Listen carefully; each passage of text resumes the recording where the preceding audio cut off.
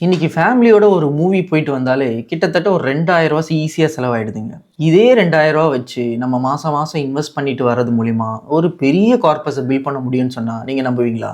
நெறைய பேர் நெனைக்கிற மாரி மியூச்சுவல் ஃபண்ட்ஸ் இன்வெஸ்ட்மென்ட்னு வரும்போது நெறைய இன்வெஸ்ட்மென்ட் பண்ணணுன்ற அவசியம் இல்லங்க. வெறும் ரூ. 1000 இருந்தா கூட போதும். உங்க இன்வெஸ்ட்மென்ட் ஜர்னிய நீங்க ஸ்டார்ட் பண்ணலாம். அது ஏன் ஒரு சின்ன இன்வெஸ்ட்மென்ட் அமௌண்ட்ல ஸ்டார்ட் பண்ணணும்? இந்த சின்ன இன்வெஸ்ட்மென்ட் அமௌண்ட்ட ஸ்டார்ட் பண்றது மூலியமா உங்கள அறியாமயே நீங்க ஒரு இன்வெஸ்ட்மென்ட் ஹேபிட்குள்ள போறீங்க.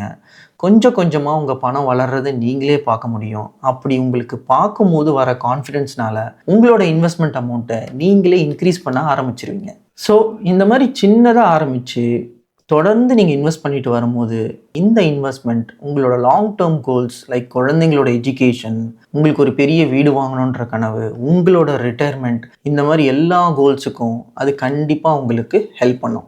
எந்த ஃபண்ட்ல எப்படி இன்வெஸ்ட் பண்ணணும்னு தெரியலையா? கமெண்ட்ல சிம்பிளா எஸ்ஐபின்னு டைப் பண்ணுங்க. நாங்களே உங்களுக்கு ஹெல்ப் பண்றோம்.